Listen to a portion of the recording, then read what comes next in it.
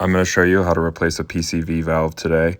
I have a 2008 Nissan Frontier, but this design is very similar on other vehicles. And if you find this content helpful, please hit the like button and subscribe to the channel. So it's located on the passenger side of the back of the engine, and it's a valve that screws in, and the hose connects it to the intake. You can see this foot-long hose that connects it to the valve back there. And what my truck was doing was burning oil, and it was being sucked up because the pressure is building up and then being burned. So we're going to replace this and hopefully reduce the oil consumption. Here's the new valve, positive crankcase ventilation valve. It's a brand new one. You can just clean it out, and it could help with just brake cleaner or carb cleaner or something like that. But since I'm taking it out, I'm just going to replace it. It's about $25 online, a little more than some other kinds that you can buy at the store, but hopefully this solves the extra oil consumption problem. You can see here it's just a plastic part. You just got to be careful not to damage the threads because it is all made out of plastic. So back to the location. That is where the valve plugs into, that hose that comes from the intake. So the first thing we want to do is get back there with these long needle nose pliers and remove that clamp. You can see it's moved back, and we just need to pull the hose off the valve. I'm going to undo the other hose first that connects to the intake.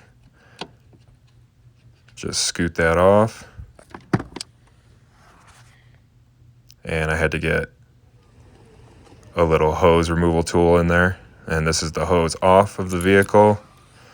And you want to get, it's a 23 millimeter, so any sort of wrench or adjustable wrench that can loosen that valve. So I'm just showing you what I did to get it off. And then once it was loose, I took this 23 millimeter and just threaded it off to get it out. Again, here's the new valve part number for Nissan VQ 4.0 engine. And you just thread it back in with the new O-ring attached. So there's the valve partially installed or uninstalled.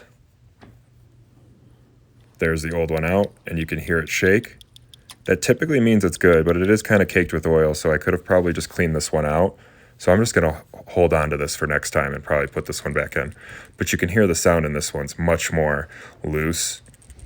This is a brand new one, and this is how it should sound. The other one has a little bit of oil caked into it. So like I said before, you could clean it out with some brake cleaner and reinstall it, but we're just going to install the new one, the fresh new one. And I just have, it's not the right size, but it fits it, and the valve could fit through the end. So just get that 23 millimeter and tighten it back up righty-tighty. And there you have it. I damaged the threads a little bit, but it'll be fine. Just need to take it out in about 50,000 miles to inspect it again. But it's fully installed. Now we just need to put the hose back on. And you just slip the hose back on the end. And then you use those needle nose pliers to put the clamps back on.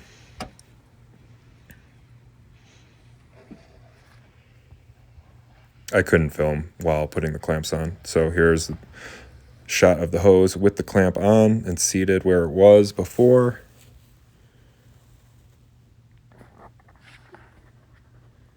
And now we just need to hook up the intake hose.